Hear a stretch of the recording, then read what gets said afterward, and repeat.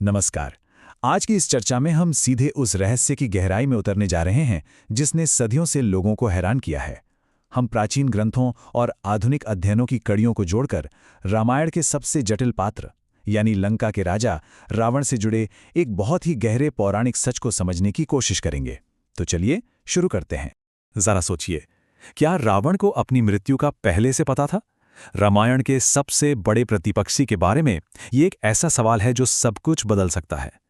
क्या वो सच में सिर्फ एक ऐसा व्यक्ति था जो अहंकार और अज्ञानता में पूरी तरह अंधा हो चुका था, या फिर क्या उसे वास्तव में अपने विनाश का पूरा और एकदम सटीक ज्ञान पहले से ही था?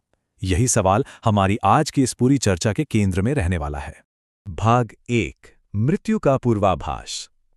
रावण की मानसिकता को गहराई से समझने के लिए हमें ये देखना होगा कि लंका के तट पर हुए उस आखिरी युद्ध से बहुत पहले ही उसकी नियति के अचूक प्रमाण उसे कैसे मिल चुके थे।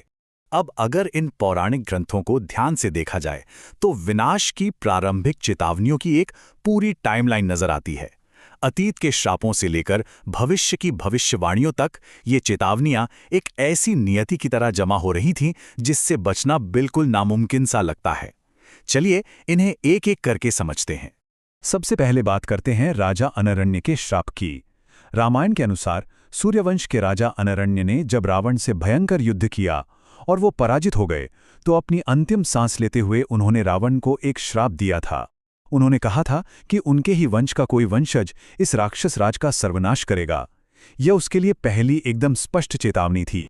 इसी तरह एक और बहुत बड़ी घटना घटी जब रावण ने तपस्विनी वेदवती के बाल खींचकर उनकी तपस्या भंग की और उनका घोर अपमान किया, तो उन्होंने क्रोधित होकर स्वयं को अग्नि में भस्म कर लिया।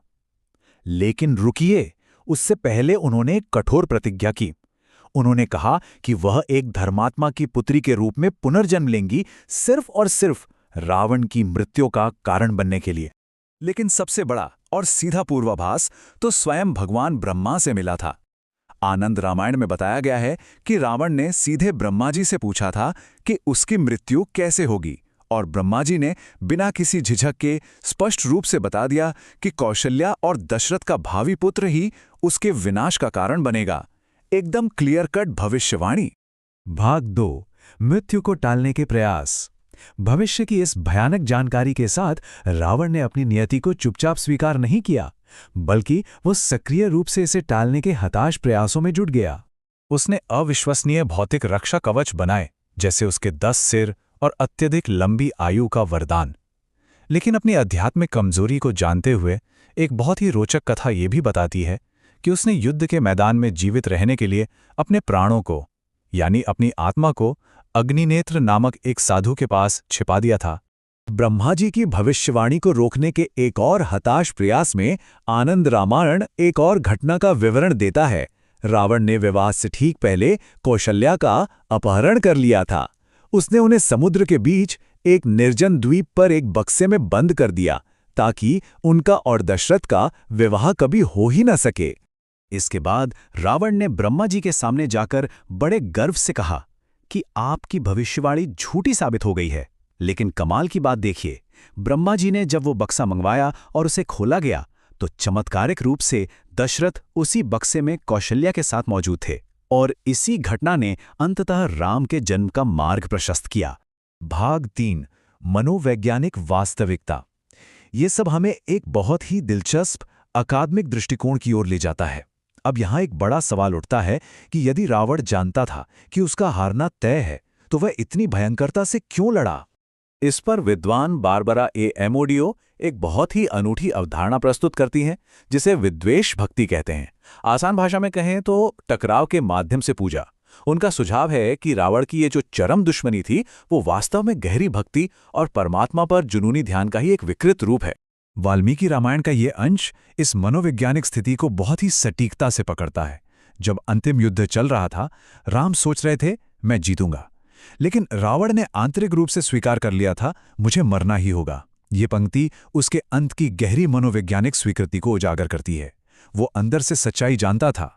अकादमिक ग्रंथों का तर्क है कि रावण का क्रोध और उसके 10 सिर वास्तव में उसके विशाल अहंकार और गहरी चिंता का प्रतिनिधित्व करते हैं।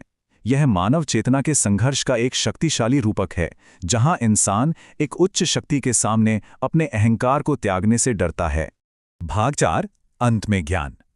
खैर, अब आते हैं युद्ध के अंतिम क्षणों पर।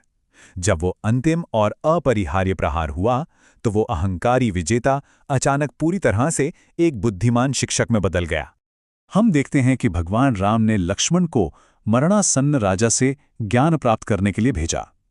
रावण ने वहां सफल जीवन के लिए 3 गहरे रहस्य बताए। पहला, शुभ कार्यों को जल्द से जल्द करें। दूसरा, बुराई से बचें। और तीसरा, हमेशा बुद्धिमान सलाहकारों की बात सुनें।